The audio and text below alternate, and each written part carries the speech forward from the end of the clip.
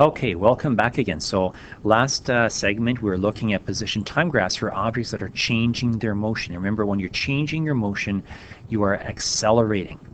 And in all these situations, when we're changing our motion, we're really changing our velocity. So in the first example, we had an object, if you recall, was speeding up. And when we graphed it, we saw that the velocity increased. So the slope increased, which means that the velocity increased. So we had a curved line. So curved lines indicate objects that are changing their motion. In car 2, very similar situation, we saw a car that was accelerating opposite, in the negative direction, or westward in this case. And we saw that as a curved line becoming steeper westward. In other words, the object was increasing its velocity westward, it was accelerating westward. In the last example, we looked at a vehicle that was coming to a stop. So in this case, we had a very steep line, so the object was moving relatively quickly with a high velocity, and it came to a stop. So the slope of the line decreased. So again, the motion was changing, the slope changed. So in all of these situations, it's important to remember that when you have an object with non-uniform motion, you are changing your velocity.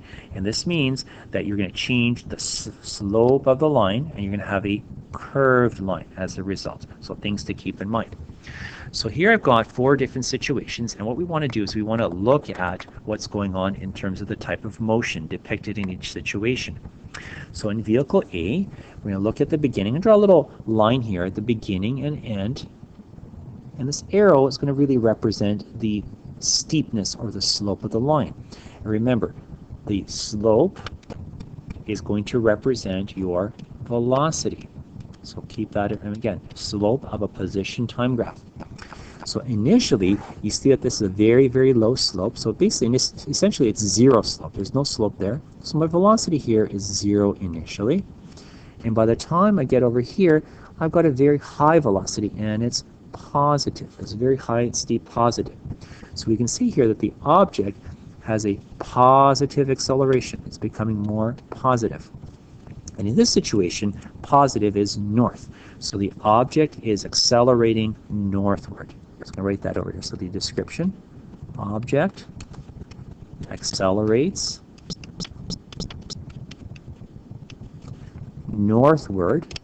And we should mention what it was doing at the beginning. It wasn't moving very much. So we'd say object accelerates northward from rest.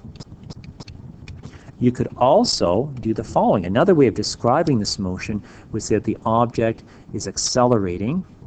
So accelerates positively, because we know that north is positive from rest. So it depends on if you want to be more general, you'd say positive. If you want to be more specific, you'd say northward in that situation. Let's look at the next example, B. So in this situation, B, we have an object, and again, I'll draw lines representing the slope.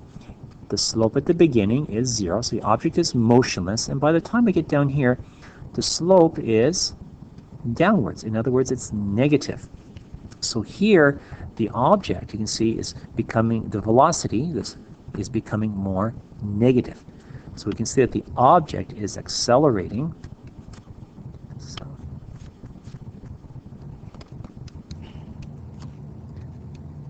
Southwards, which is negative, from rest. Again, we want to indicate what the object was doing at the beginning over here.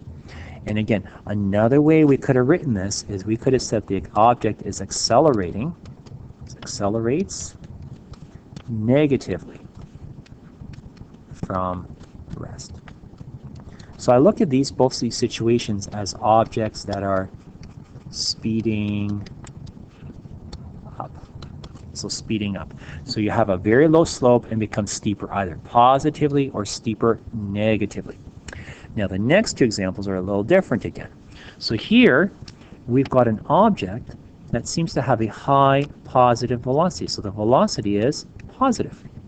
By the time we get over here though, the velocity is 0. It's a low velocity. In other words, the object is stopped.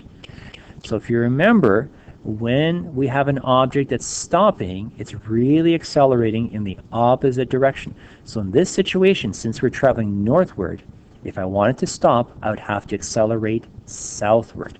So here I've got an object that's moving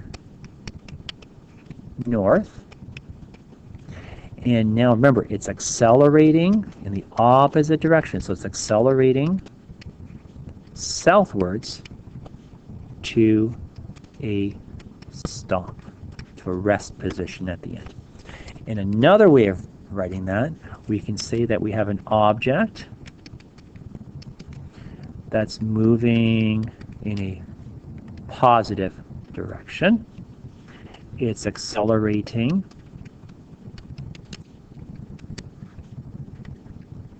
negatively to a stop. So in this case, again, we're moving northward, coming to a stop, and we have to have an opposite acceleration. We're accelerating towards the south. Now, the last example that we have, we've got an object.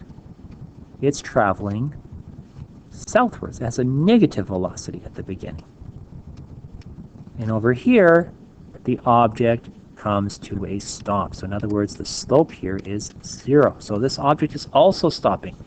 So here, the object is moving or traveling southwards. And remember, it's accelerating oppositely, so accelerating northwards now to a stop. In another way of putting it, I could say that the object is moving, so object moving in a negative direction initially, and it's accelerating positively to a stop. So the thing to remember is that in both cases, the acceleration when we're stopping is opposite. So don't forget that. So opposite acceleration when stopping. All right. So that's it for this particular segment.